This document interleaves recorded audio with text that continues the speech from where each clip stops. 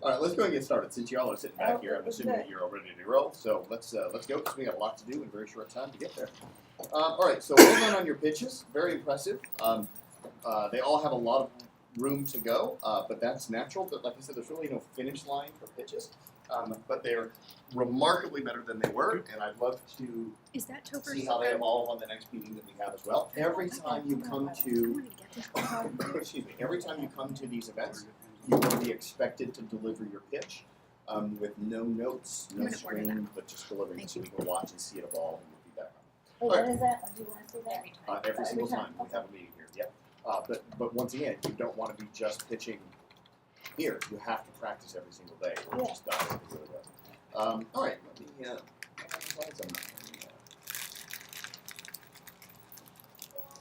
me, although, Elizabeth, every time you say your name in your pitch, I'm thinking you're like shortening I it. really don't want to say Elizabeth Flock. Yeah.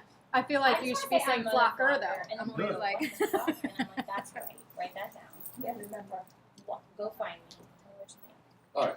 A couple things. If you could, please take your phone, make sure that they are on silent so we don't have any disruptions or any disturbances or distractions. We don't need Or distractions either. too. Or distractions, I suppose, as well. Yeah. If you get your laptops open, turn off those notifications as well. As a reminder, our Twitter is at KPI Tampa. If you'd like to follow that, and hashtag KPI Method if you hear anything you want to share that around. Today, we are starting our second phase, or second part of the KPI Method, which is publishing your ideas. So let's have a conversation about that, and we'll kind of get started from there. What does it mean to be an author to you guys? Demonstrates expertise. I'm sorry. Demonstrates expertise. Demonstration of expertise. Credibility. Leverage. Massive amounts of leverage. The good thing about books is that they always say the right thing the right way 100% of the time. They were 24 hours a day, 7 days a week. They never forget the line. And it allows you to leverage yourself massively. Anything else? Variety, right. One of the biggest things that it does is it actually decommoditizes you. Because regardless of how many people are in your field, nobody has written your book. Regardless of how many books there are in your field, nobody has written your book.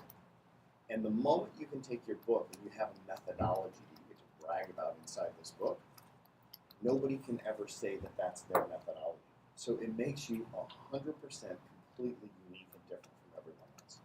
And that is the goal, right? In any type of a service business, we're faced with the reality that there are other people that do relatively the same thing that we do. And we have to find a way to make sure that the perception of our customers are one where they're thinking, there's no difference here, or there's no comparison, this person's way better. So I'll give you an example. When I was in, now obviously the industry as a professional speaker has changed, but back when I was, heavily into it, the most I could ever charge for my keynote presentation was $3,000. And that was about the going rate for a top tier 2 speaker who was an unpublished author. I just couldn't charge more. That was kind of where I maxed it out. The year that I published my first book, Stop Chasing Perfection and Settle for Excellence, my keynote presentations went from $3,000 to $10,000. I never changed a word in my keynote presentation. It was the exact same presentation.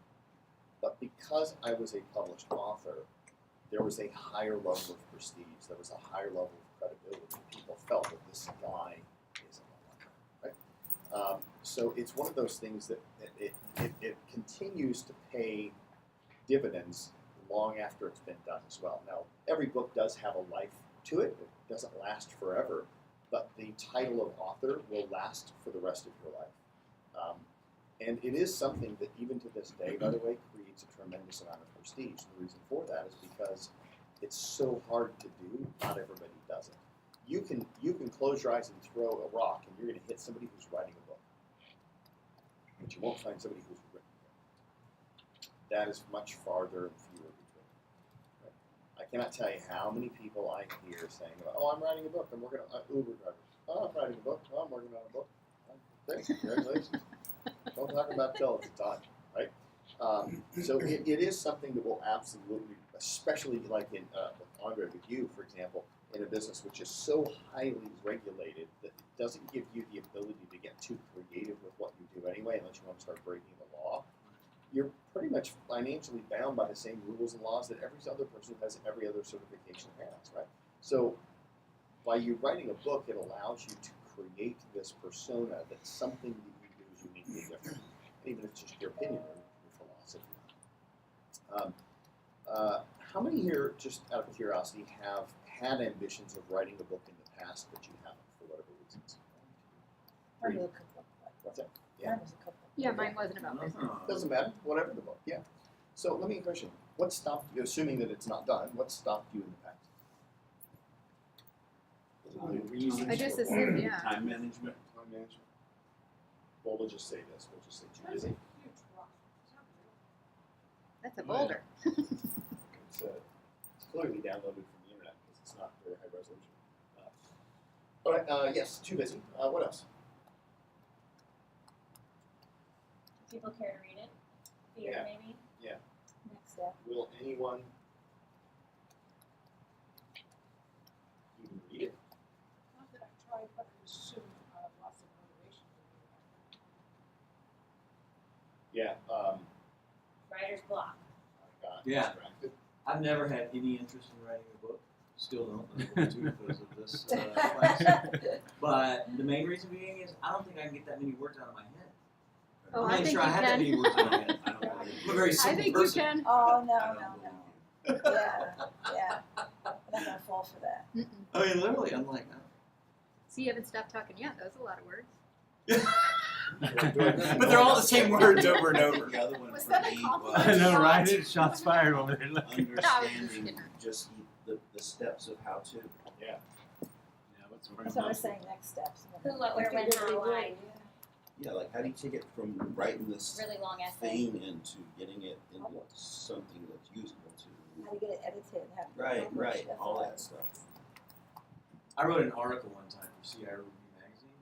Oh my god, it was a 2-page article. Took me forever. Takes forever. And that one probably goes with it's too hard. Or it's really hard. Yeah, please. What else? Anything else? It's pretty comprehensive of why we can't get it done. I don't like to write. That's right. I like to edit, but I don't like to original content. Right. I'll talk about it.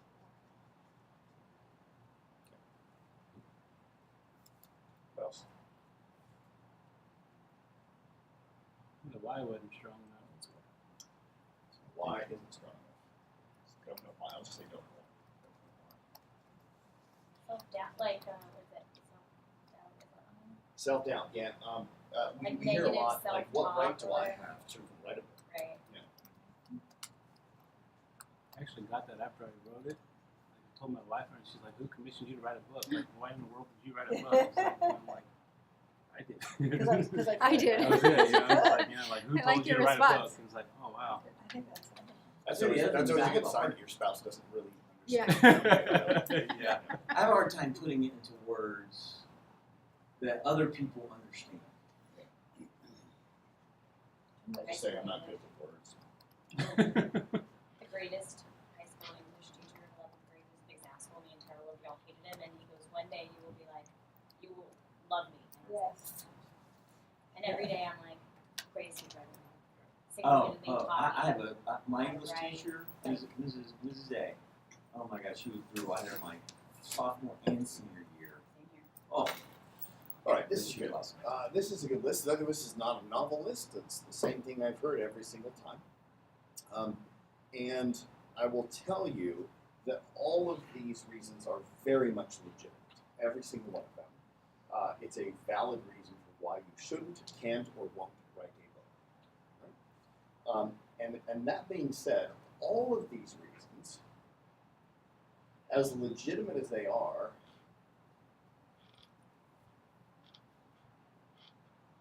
crumble away when you have just one good enough reason for why you should. So the question is, over the next 12 weeks, do you want to focus on this piece of paper, or do you want to focus on this screen? And I will tell you that if this is bigger than this, your book will not get done. If this is bigger than this, you will overcome every one of these things. You'll just get past them. Okay? And by the way, this is the one that you will use as the reason. Which is also why we are so careful about helping you construct and orchestrate a pitch which allows you to work with the people that you want to work with. Because when you work with the people that you don't want to work with, you don't have any time because they take too much of your time, they take too much of your energy, they exhaust you.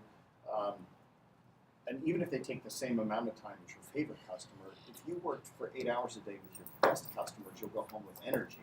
If you work 8 hours a day with your worst customers, you'll go home and be drained. Mm-hmm. Okay? So this is why I was pushing you, Andre, is that just pitch what you want. Right? Go for it. Right? And yes, I understand the short-term revenue may not be there, but the long-term will. So I'd like you guys to take a moment to write quietly to yourselves why. Why would you want to write this book now as opposed to why you haven't in the past? Right? What are those reasons that will allow you to do it? So Any book or a book about what we do? You know what I mean?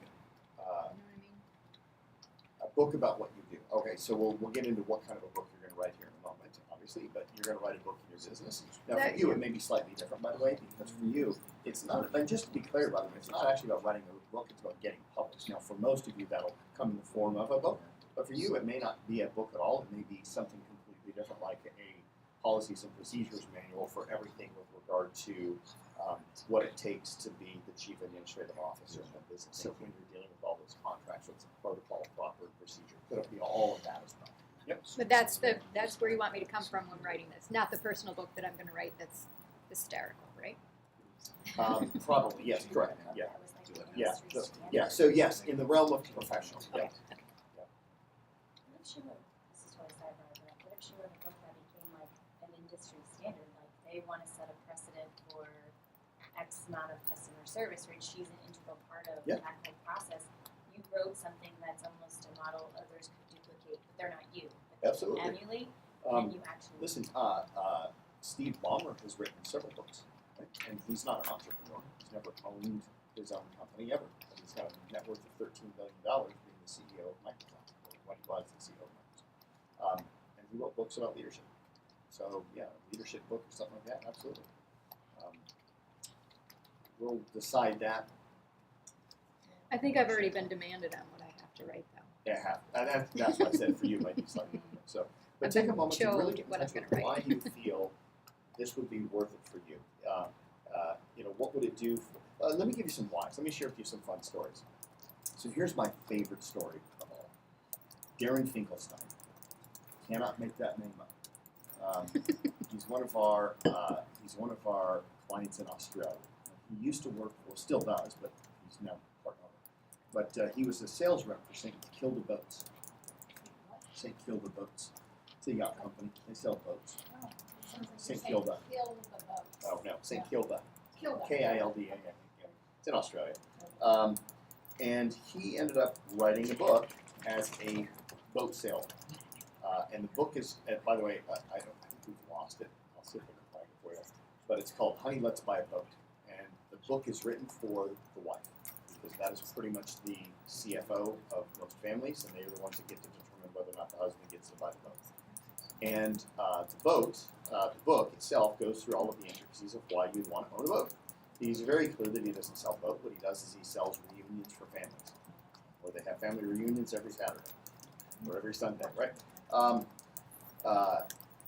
Now, despite the professional benefits that he received by writing a book in terms of him becoming the #1 sales rep and then eventually owning part of St. Kilda Boats now, and now also having a speaking career where he travels to every boat show in Australia and speaks about boat ownership. The biggest thing for him when he talks about it is Darren is a high school dropout. Wow. So he never finished high school, and he's a boat sailor. And he says that he goes, before I wrote the book, and by the way, this is probably not even true, but it's true in his world. He says, whenever my kids would look at me, they would see a high school dropout. He goes, but now they see a published author. By the way, he's written 2 books now. He's written another one as well. And he's probably working on his 3rd, I would imagine. So it could be a very personal reason like that, but also could just be simply a very professional reason, right? Very financial. Take a few What was moments. the name of the book? Honey, let's buy a boat. I'll see if I can find it. But go ahead and just take a minute to go and just write out what your compelling why would be. What would be a big enough reason for you to lose a little bit of sleep over the next couple of weeks? To work a little extra harder than you already do right now. Just take a few moments to do that. In a second.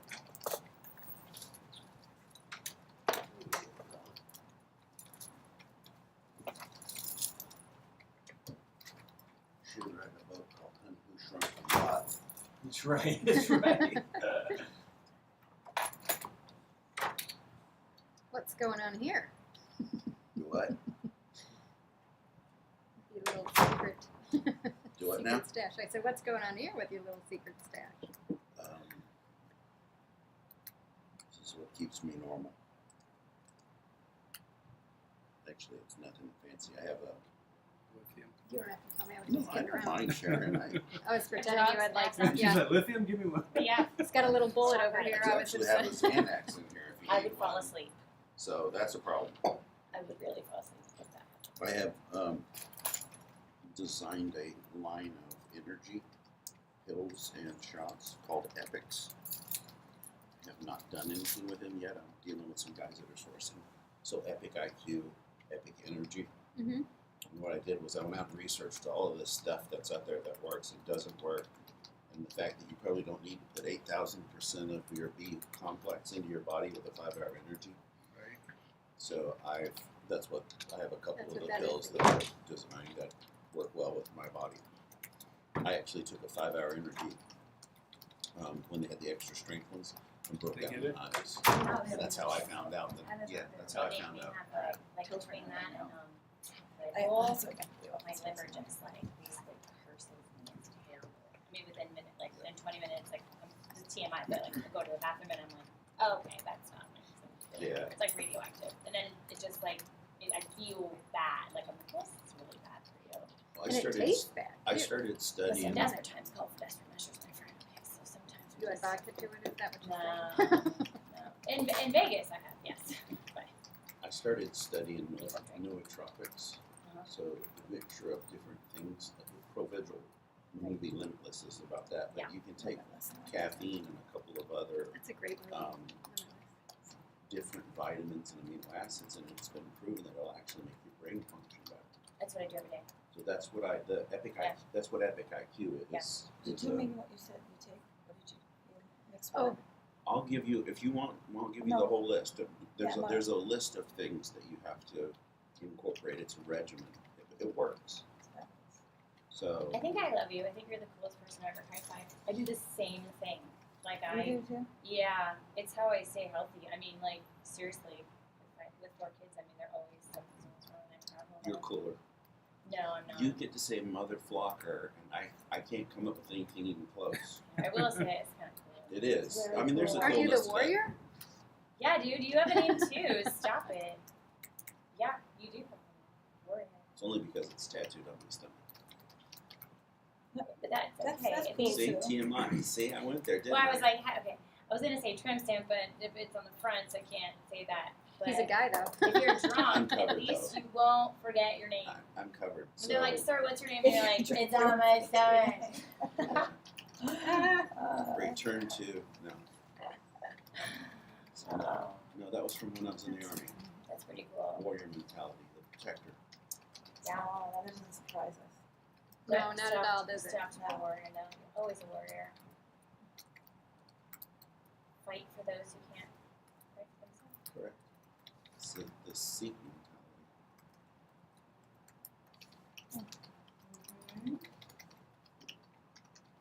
Just trying to be the person my dog thinks I am. We love this reward. Oh, he's back. Alright, good Everyone job. act busy, quick.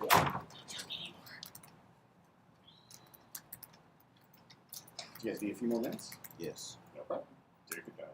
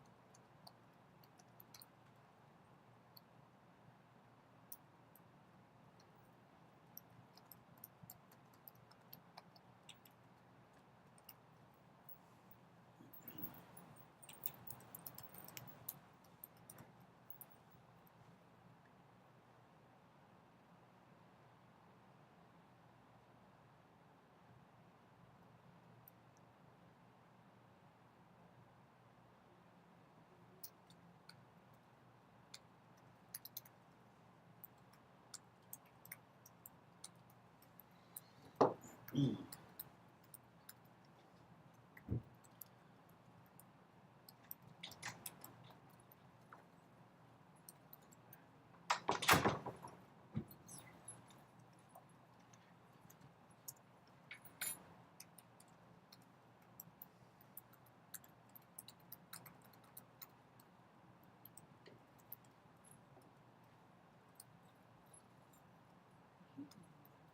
the filter.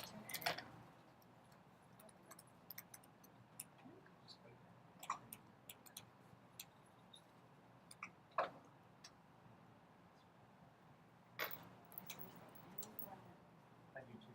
And I'm like, I've never really used the I don't use the concept.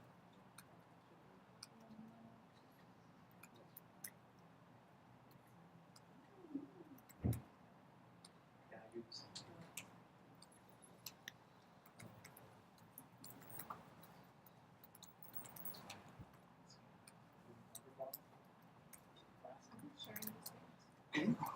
If you want to. How many statements are we supposed to have? I feel like I've been done forever. What's that? I said, how many are we supposed to have? Because I feel like I've been done forever and everybody else is still going. I hope they're still working on it. You better not be answering your emails. We're going to have to break out a rule and turn I'm it just on. trying to figure out how to use filtering. Well, this is a big freaking question. It is. This is not a It is. 5-minute answer. I did bullet points. Did I do it incorrectly? I did bullet points too. Now I'm trying to go back. There's no and right or wrong. words There's no in right there. or wrong. Yeah. Okay. Putting your thoughts on paper. What? I want to.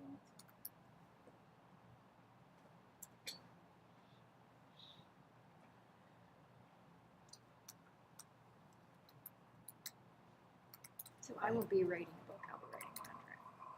We're writing Contracts. contracts rather than books. And that's what Rob told me he wanted me to do in here.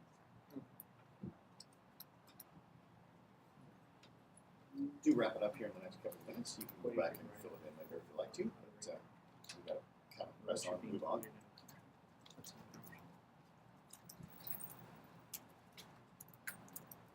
Yeah, I had trouble on my computer saving that stuff, so you might want to save it so you don't lose it. See, that's you have the same problem when I lost all the notes I had. So I already know the answer.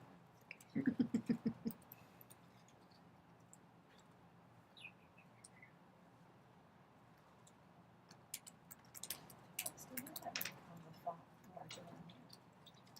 we went Anna's through that not last here, time. yeah. There's 2 sizes. I think that, well, actually, no, because you're using a Windows machine, you have an infinite number of sizes. I The can't Mac do is it, I only don't 2 know how to do sizes. it, so watch. Oh, That you happened to me have last week, but this Yeah, time you when know how to I fix it? Yeah, Oh, it was that was saved it Yeah. from the thing, it's She asked me fine, yeah. about I looked it up on how to do it. I'll let it go today, that's okay, I'll fix it Are Monday. you able to read it? when you type? No, that's why I can't see it. Oh my god, that's Yeah. really tiny. I should have tested before I left yesterday.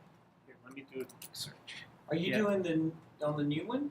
She's using the Windows Okay. machine though. Remember Oh. we did So it am on I, but yours? from Because the I was email, gonna I saved it to my congratulate desktop, Anna for and giving this us time bigger it's font working this fine. time because I can actually read mine. Mine works. Oh. So my print is really tiny. Did you Mine pull was that last out of week, email? too. So bizarre. Yeah. And working really well this time. What's that? I did. It is. Well, I'll write here and then Set up. have it put in here and they can fix it. But hers is. Hers is not.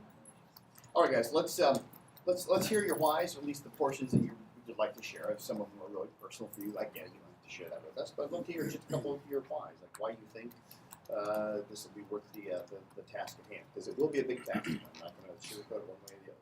So I'll start because mine's really easy and simple and Go for short. So I'm going to be writing contracts Okay. for the company. And so, of course, for legal reasons, we have to have those. But also, if the customer and the employees that are helping them don't know exactly what is expected and what has been promised, then it's just complete chaos. So Yeah. the more that's in writing that they know, that they understand, and then business will run. So you say you're going to be writing contracts. Are you also going to be writing how to write the contracts as well? Is there going to be duties with that? He said he wanted me to write the contracts for the company, like the help desk engagement for customers and the actual contracts. That sounds, is that pretty extensive? I hope so. Yeah. Because I have a word count to live up to, right? Well, and that's why I'm asking. So, well, yes, you do, and I would never unfairly put a word count on you. That's not physically possible unless you just put very, very, and really, really a lot through the document. A lot. Okay, yeah. So, all right, cool. What else? Anything else? No, well, yeah, the more they know, then the less they need me 24 hours a day. Yeah. That's Selfish. Selfishly. That's good. Yeah, absolutely. What else? Sure. So, 7 years ago, I left a job after 27 years working for daycare, and I went to the field of child welfare because I was in mental health and substance abuse treatment for all the other years. And I discovered that children who are in this foster care system or this system is having been severely abused or abused are placed in a foster care system that continues to abuse them.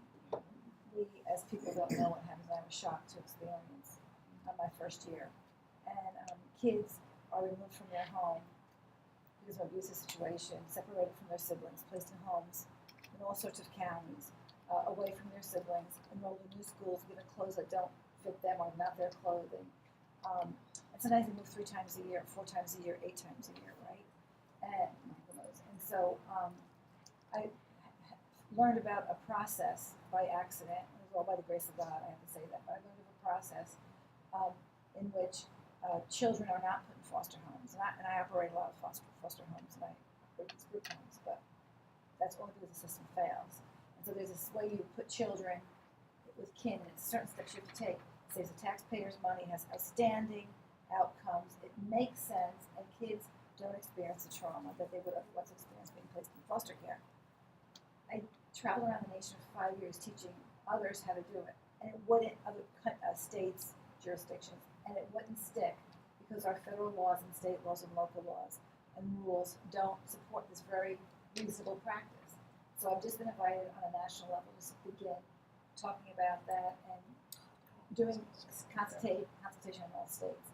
Some laws just coming out that support it. And this is all again serendipity again. It's by the grace of God all these things come together. I need to publish a book actually, and I've just been invited to do something along these lines. And so before I retire, before I leave, I have a very strong calling on my heart to teach all these professionals. I say that, in my heart, but to teach professionals how to do their work in child welfare so that children's self-esteem and sense of safety and of being is preserved. And it's simple, and yet I cannot get infrastructure systems to move, and I want to write a book about it. Good for you. And I have already people who are the opening for, this has been running in my head for a long time. Not that I thought I would ever be sitting here really making it happen. Good. But That's you a are. pretty big compelling why. I know. When does that speaking start? We just had a phone call last week, and we're identifying any other partners. I did before for 5 years. So we're just identifying partners, and we have to get somebody to invest because we have to do research with it. So it's a 6 months? plan. I would say more like within a year. Okay, good. So, time, plenty of time. Good. All right, great. Who else? Share name? So I won't read this. Since you talk. I'll just kind of explain, but it's the same concept. It's really kind of a 2-pronged reason, why I do what I do. One is, throughout my career, I've been very fortunate to excel at whatever role that I was in. But the primary beneficiary each time, even though I've been very fortunate, was always the owner of the company. Right? They were the ones that, each one of the owners I've worked with are independently wealthy. I am not.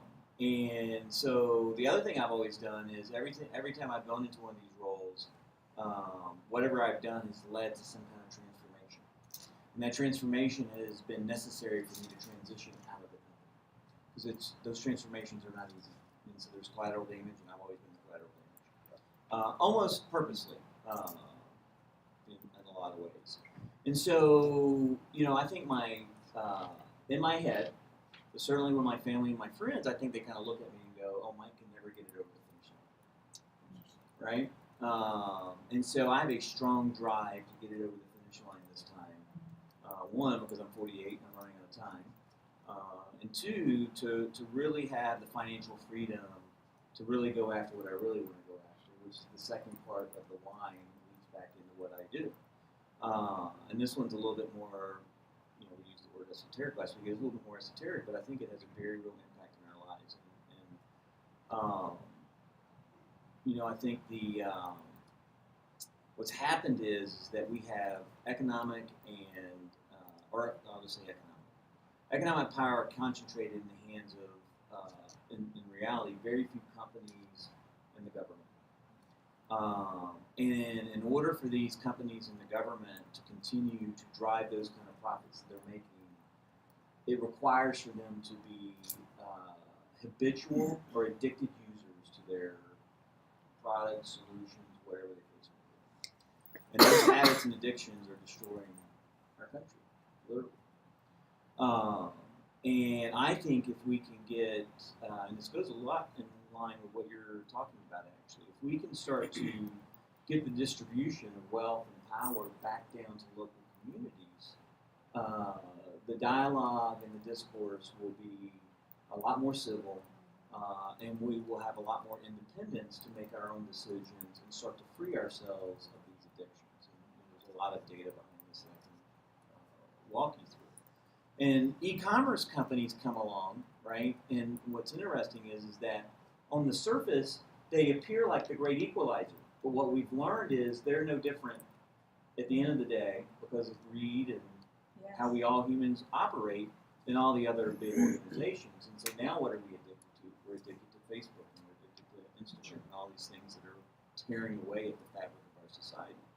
And so the reason I do what I do is to provide tools to the companies that can actually compete successfully with them on their playing field so that we can take the first step to drive that power back down to the local communities. And then where I want to expand that, and this came out of my previous, where this all really came from was my previous company, Infosphere, is to provide local communities with power independence. Right? There's plenty of great solutions in alternative energy today that we could literally have every community be completely independent of big power and big oil. And then provide health care and provide food independence where people can, what's happening with agriculture today is an absolute crime. What it's doing to our bodies and what it's doing to our environment. We can bring that back to the local communities and provide for people. And we can take care of each other. We don't need the government telling us how to take care of our children that aren't being taken care of. We as a community can do that, right? So that's. Why don't you run for president? Yeah. He inhaled. Or mayor. Or mayor. I know, right? I was going to say Times. mayor. Anything but mayor. Not judging. How did you look at me and tell that? Anybody else want to share? We all have, my friend. Well, maybe I speak for myself. Sure, I'll share. First, a story. The first time that I met with Rob, we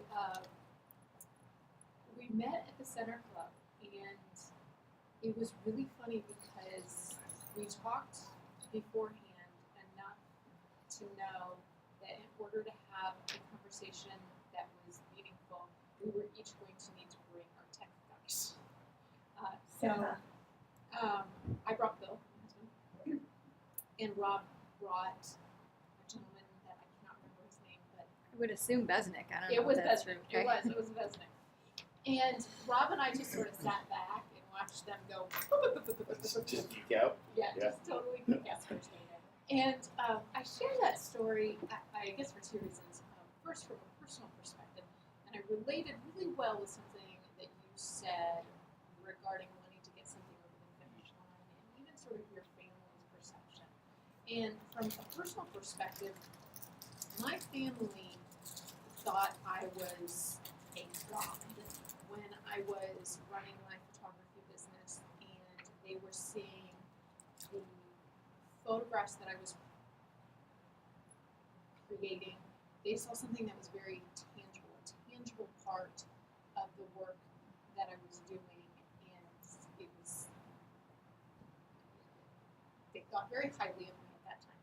And when I made a decision to break away from that and say I'm going to do something else, they really couldn't understand why. They didn't understand why the work that I was transitioning to was nearly as valuable as the work that I was doing that they could see. They could feel and touch, if that makes sense.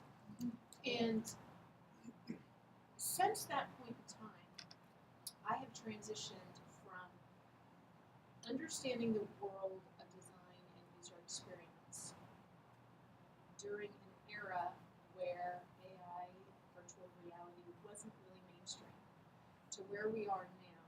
And I am now relying very heavily on my incredibly talented team of engineers to carry our mission forward.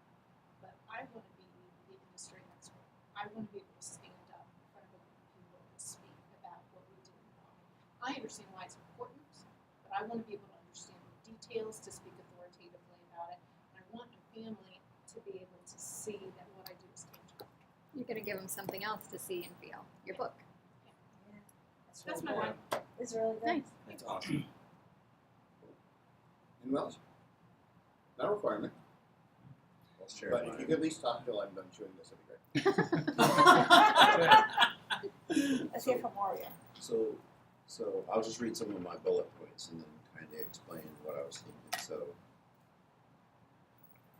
my book that I want to write is Ultimate CEO, and having worked through the 120 plus mergers and acquisitions, I've met a lot of CEOs working for the founders of Netscape and HealthHuman.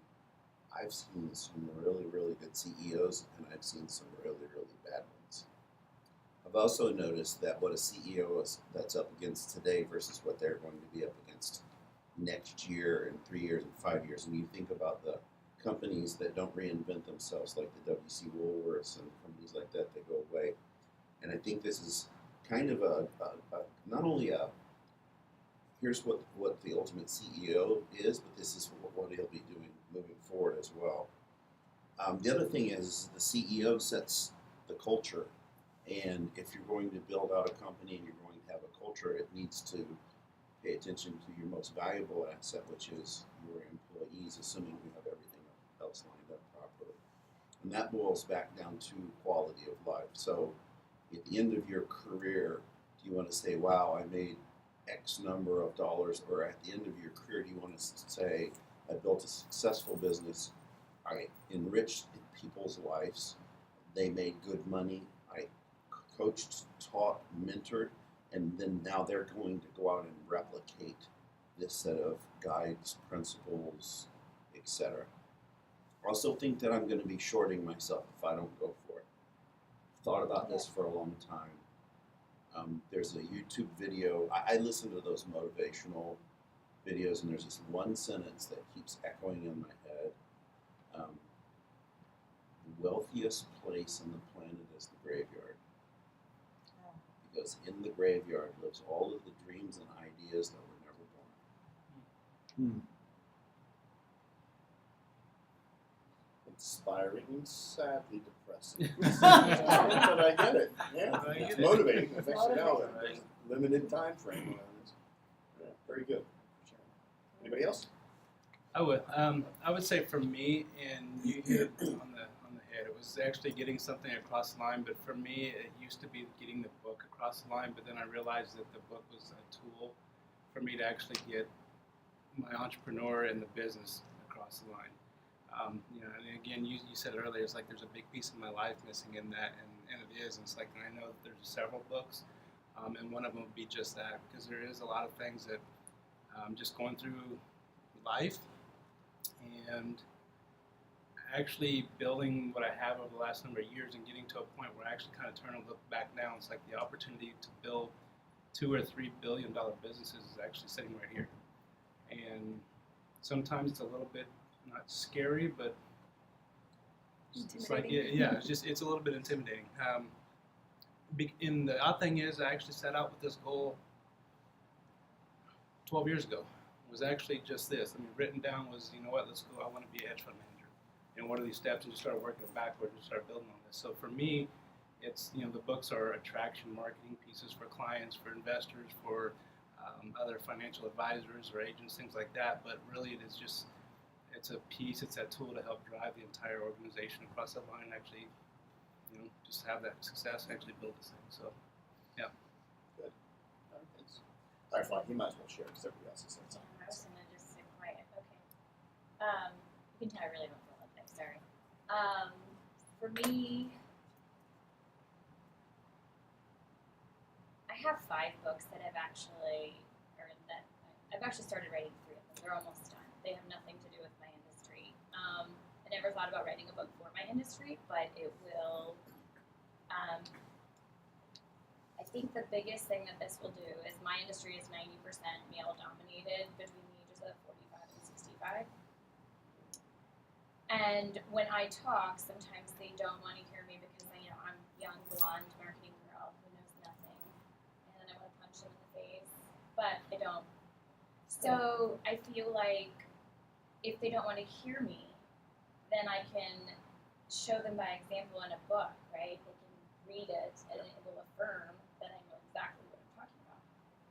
And then so instead of asking them to change, because we all know that's not going to happen, I can give them wisdom and I can affect change without asking them to change. And just teach them how to, in their older age, work smarter, not harder, and leverage what they've built to scale into those years of retirement or whatever that is, right? If they're an athletic director, if they're a director of a game, owner of a team, whatever that is. So I think for me, one of my biggest things in life is I demand respect. Like, I don't care who you are, I just want to be respected. And that is across the platform with business and family. It's probably the thing I repeat every single day to my children. I don't care what you say, but you're going to respect me. And I think that that's really the biggest deal, is just the respect and the credibility of, I walked into an industry 3 years ago that I knew nothing about, literally. But I spotted a problem, and I've had a solution, but I've been sitting on this for 3 years, and I've done nothing with it. And I created this branded strategy literally 3 years ago. But time and growing a company and raising a family and traveling, it never really got finished. So I think now it's doing that. I think the other thing for me is I had a real epiphany last year about being an entrepreneur and how awesome it is, but how awful it is also. And then my kids are getting older, and I kind of missed like 3 years of their life, sort of. And I'm emotional, sorry. And I don't want to work this hard. And I want to be able to have something that I can just say, hey, so-and-so and so-and-so, I'm out. I'm going to take the day off and I'm going to go to the beach with my kids. So, great shares, right? You know, the one thing that I didn't hear in anybody's was to make more money. Oh, I'm sorry, I had that. I'm sorry. Command higher compensation for my expertise. Yes, but it's not at the top. It is actually. I just didn't say it because I didn't want to be a greedy asshole. All right, good. Well, my point is that it doesn't have to be about money. In fact, oftentimes the money is not a big enough motivator for you to work the hours and the frustrations and the headaches of this. So I'm not trying to make it sound like this is a dreadful process, but it's not easy, by the way. It is simple. Interestingly, it's a very simple process, but it's not easy. And that's why so few people actually do it. We will make the process simple. There's nothing I can do to make it easy, but I can do things to make it less of a burden and share with you some of those strategies. So now that we've got some pretty clear why, here's your homework for this week. The one piece of it. Okay?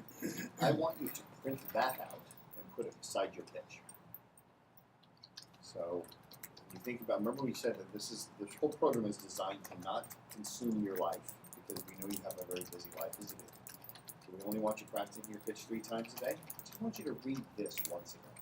Okay? So maybe just put it up in your morning on your mirror or something like that, and just read through it while you're brushing your teeth. That's all it takes. You can multitask. But I want you to just stay really clear on this. I would like you to read this why every day until that week is finished. Or at least until 90% of the meat is done. Put it that way. So then the next question after why you want to write a book is what type of a book should you write? So this is something that will get clear throughout the day, but I'll share with you this. There are typically one of 2 or both types of books that people want to write. One is the I guess the only way I can describe it is this thing where people say, I feel like I have a book inside me and I need to get it out. Well, in some blessed situations, that book inside you that you feel you need to get out is also the book that you should write. And in some situations, you need to be open to the notion that that book that's inside you that you feel you need to get out is Biggest nothing crap. to do with your business. Right? Yeah. Maybe it's a cookbook. Yeah. Right? Yeah. Maybe there's that cookbook that needs to get. And I say, I feel like I really need to get this cookbook done. If the book that's inside you that you feel need to get out has nothing to do with your market or your industry or your business, that we're going to ask you to table that book and write. See, there's a big difference between the book that you want to write and the book that people want to read. We specialize in helping you write the book that people want to read, not necessarily that first number one book that you want to write, although if you're blessed enough to have those both be the same thing, that's a great thing. But we do take a very pragmatic approach to this. I could see that the book inside you is also the book that you should probably write. Yep. However, you've started 3 books, and they're the ones that are inside you, but they're not the ones that are going to move the ball down the field, to use a sports analogy for you. So we want to use this to move the ball down the field, so you can get into a great position. So that being said, who do you write the book for? Now, so you're going to write the. So here's the what. The what of your book is this. You're going to write the book that would benefit the people you pitch to. Otherwise, we have a disconnect between step 1 and step 2. There are some situations which are slightly different than that, in the sense that, so for example, Irene, you might write a book that is all about parenting or reducing the risk of a child or fostering or something like that. And that's not who your customer is. Your customer is the people who cut the checks. But those people want to feel like you're the most credible person for that, and they're going to make. So in that sense, the book is still the right one, because frankly, writing a book on how to donate money.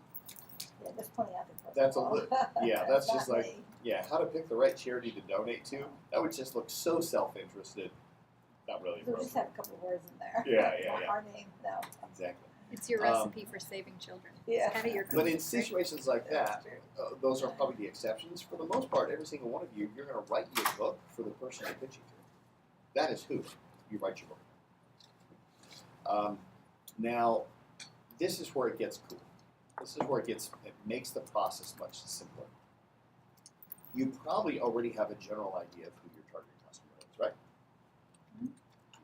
Use custom software development, sports and entertainment, family office, people who have a family office, right? Relatively simple. So, for example, when I wrote Collaboration Economy, that book was for a young professional, typically a solopreneur, wants to make a difference, and probably is like not a homeowner, but just like kind of young millennial that is kind of trying to get their foot up in the business, right? Collaboration Economy. But that's kind of a general idea of who the person would be. If you go into writing your book just having a general idea on who the book will be written for, what you're going to end up doing is wasting a lot of time in your book trying to cover all your bases. If you're this, then you want to do this. Well, if you're more like this, this is the thing you'll do. And what you're going to do is you're going to find yourself really bogged down by trying to cover all your bases and make sure that you're not leaving anybody out. And eventually what's going to end up happening is you're going to write a book, not for the person you're pitching, but for all of the possible people that you think might come on as a result of the pitch, whether they're your ideal market or not. It's very hard to write a book like that. The easiest way to write a book is to write a book for one person. That's it. So, for example, when we were writing Collaboration Economy, we had a general idea of who we were writing to. But we would have had a much better time writing that book had we written a book for a person named Kate, who is 22 years old. She graduated from UT. She loves solar-powered things, lives in Oakwood apartments, and she's single, and she's afraid of failure, and she really wants to show her parents that she's a success. Created a persona. Yes, or an avatar, right? Yeah. That's essentially the way you want to write your book. And the best books that you've ever read were always written for one person.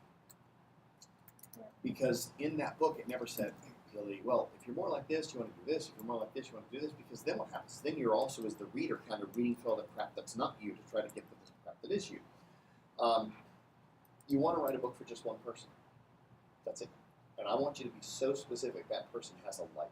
They have a name. They have a gender. They have a career. You know what kind of car they drive. You know what they like to spend their hobbies doing. None of this will probably ever end up in the book. It almost seems like a superfluous step that doesn't need to be done. But what it's going to do is it's going to virtually eliminate your writer's block. Writer's block is an illusion. It doesn't exist. It's also not a valid excuse. I mean, it's not like a surgeon could go, I had surgery block today.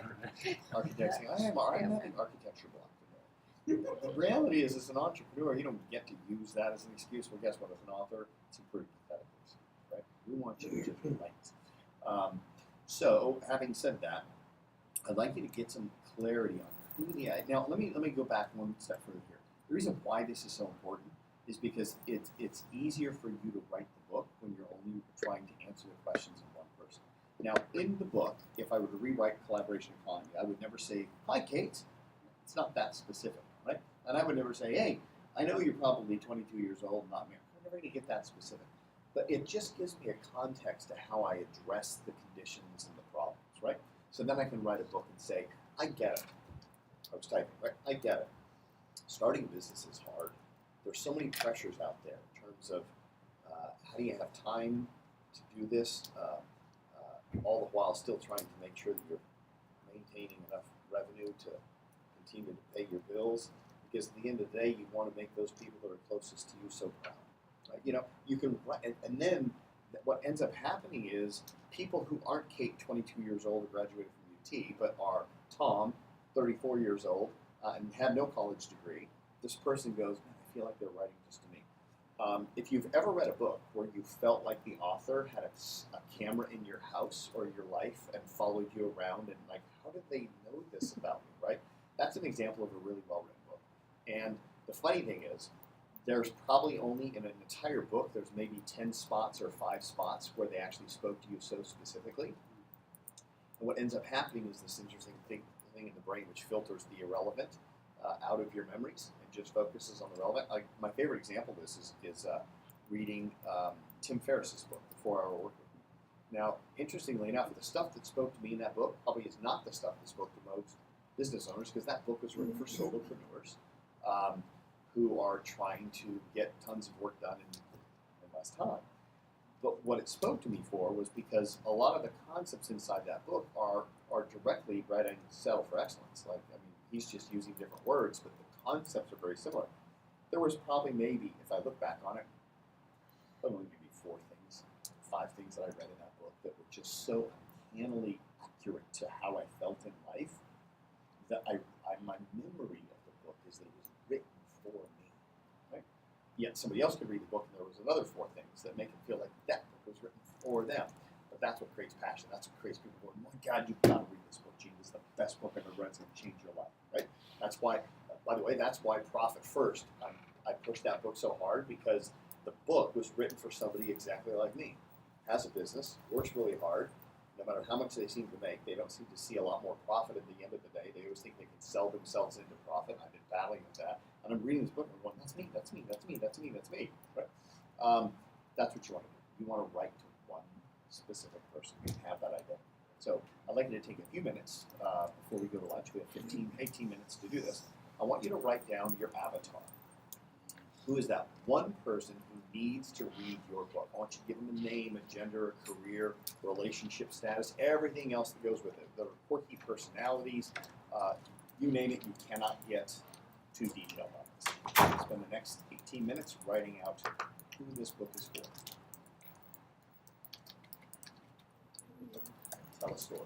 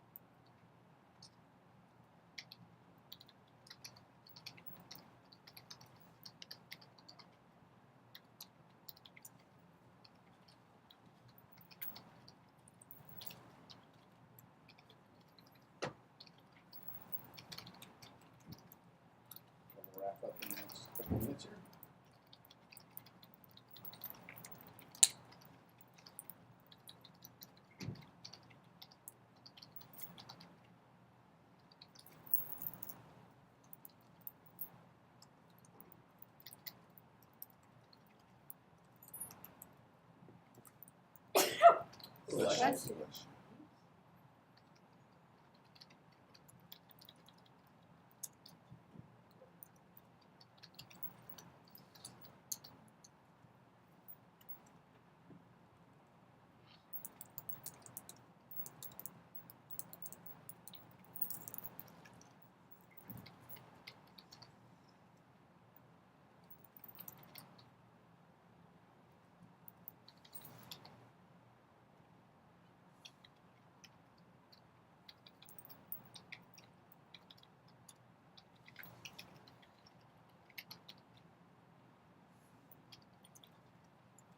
Sounds like you guys are pretty much wrapped up.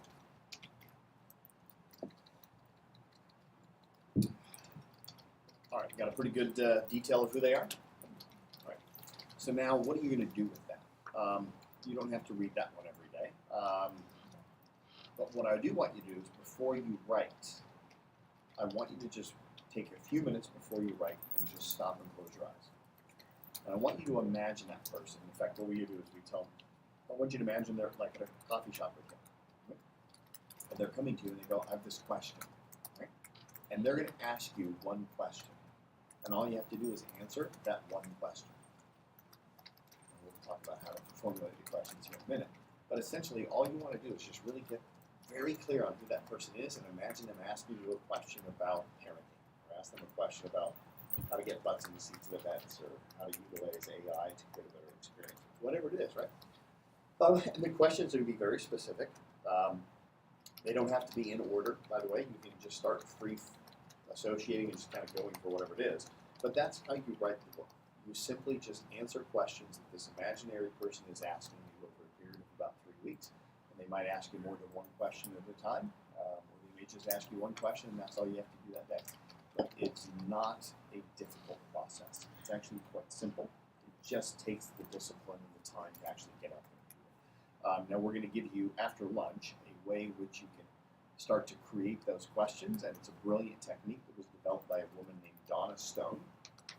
She's written several books. I think she's on her 8th book right now. She's a local here. She's actually our CEO's wife. She's the one I originally wanted to hire for my company, and then after I met with her, she goes, "You really need to hire my husband. He's the one who makes the company's work behind the scenes." And when I met Matt, I'm like, "Yeah, that's the guy we need here for the company." But she's brilliant. She's written so many books I've lost count. She's actually got books on how to write books as well. And she has this process that she calls the diamond technique, which she's given us permission to share. And I'll share that with you. I'll give you a name of her book if you want to go out and get it. It's an easy read. She's got several of them out there. But you just want to just sit down and just imagine that you're at a coffee shop and you don't have to, people get caught up in this whole thing. They sit there and they go, okay, great, I got this blank page. Now I'm going to write. They sit there and they go, what do I write? Well, that's not how you start a book. What you do is you simply determine who's going to read it.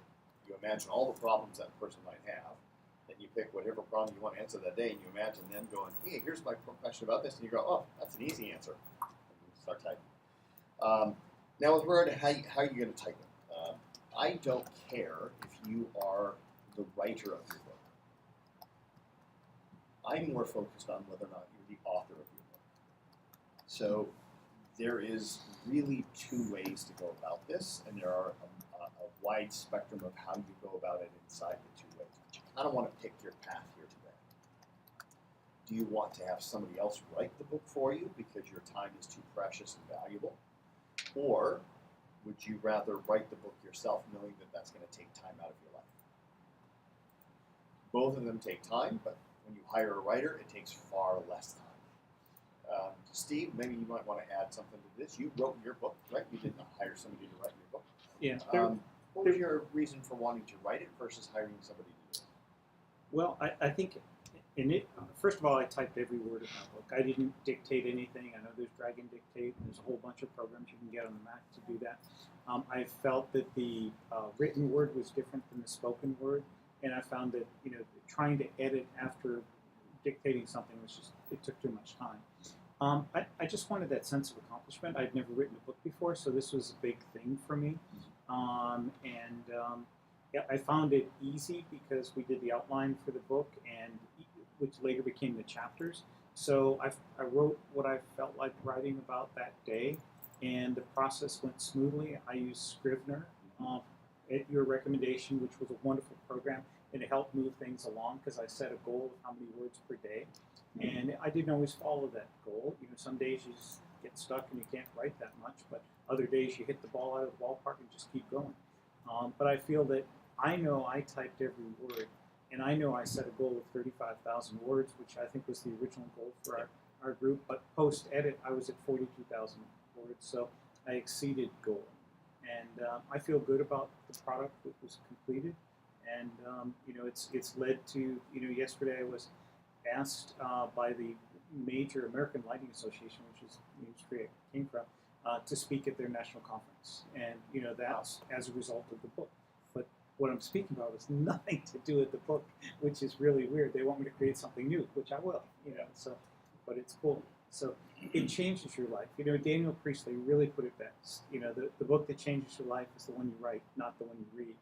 And it's so true. It does change your life. It opens so many doors. I will tell you, the process in the beginning is painful. It's difficult. It doesn't seem normal. But over time, it becomes really comfortable. So what I did was I set a time in the morning when I just focused on it, and it was the first thing I did. I had a lot of other things I was doing. I was managing a home remodel, and with Stay in Step, I was super busy there, 20 hours a week there. You get through it. You just keep moving the needle. Before you know it, it's done. Yeah. I know that there's some great ghostwriters. Karen does. I'm sure you'll talk about Yeah, that. we'll refer some people out to them as well. So, but you do want to pick. Do you want to write it yourself, or do you want to hire somebody? Yeah. What does a typical ghostwriter cost? All in, soup to nuts, everything, probably about 15 grand, 12 to 15 grand, depending on how long it is. Yeah. We've got two that we recommend. One is Eli Gonzalez. He's with the National Ghostwriters Association, Eli is probably more the slow, methodical approach. And then we recommend Karen Rowe, who is the fast, get shit done approach. And the reason we love recommending both of them is because depending upon your personality style, you're like one of the two, right? So if you're more slow and methodical, you're probably like Eli, because he'll do a chapter per week kind of a thing, and it'll slowly unfold. With Karen, you sit down with her for a weekend and the whole book's done. Yeah. Cost is about the same for both of them. There's really not much of a difference. It really is a personal preference in terms of how you like to do it. I can't recommend one over the other. We do use Karen as our exclusive ghostwriter for the KPI Elites. Simply because she gets it done in a weekend, right? So that's just easier for our clientele. KPI Elite is a $50,000 program, where it's the same thing as KPI, but we basically do all the work for you. Yeah, which means we outsource people to do all the work. Yeah, I like that. yeah, it is good.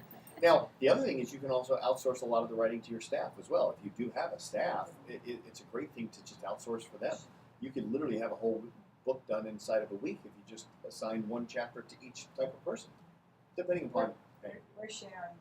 There's experts on my staff as well. I'm fortunate to Yeah. have that. So we're going to share. I mean, I'm going to be the primary, but Yeah, you could be the author, and then you have contributing authors, right? And there's nothing wrong with that. Yeah, it's great. Give them even a page in the book that has their bio and their photo at the end as well. They'll feel so proud. They'll love it. they're excited. Yeah, that's great. It's 12 o'clock, so we're going to go to lunch now. We'll come back. We'll talk about more strategies. If you decide to write the book yourself, you don't have to type the book yourself. Yeah, no. Yep. So, Steve talked about Drag and Dictate, Siri. I'm not a fan of the dictation software because typically when you use dictation software, you end up speaking differently than you would even speak normally, period. So, and then you really kind of struggle with that. So I'm probably more of a fan of transcriptions than robots that transcribe it for you. The website Fiverr.com, Fiverr.com, you can find people who will transcribe your recordings for you for $5 for 20 minutes. So you're paying somebody basically $15 an hour to transcribe your book, and an average book takes about 4 hours to read. Well, it takes about 4 hours to say. So, for $60, You can get somebody to transcribe your whole book if you just record it. That's a really easy way. Now, you will spend a little bit more on that from an editing perspective, because then you have to pay somebody to convert it from spoken word to written word. And just like Steve said, there's a difference between how people read versus how they write versus how they speak. But there's no right or wrong way to do this other than just not doing it. That's the only wrong way. Right? So let's go to lunch. Come back at 1 o'clock. We will pick right back where we left off. We'll start designing your outline, and you will actually know what your book is going to contain in it by the end of the day. Most of it. Not the whole. What's that? Did you bring your coupon? Actually, I was going to give it to you, yes. You don't want to go there? I didn't say that. SCRIV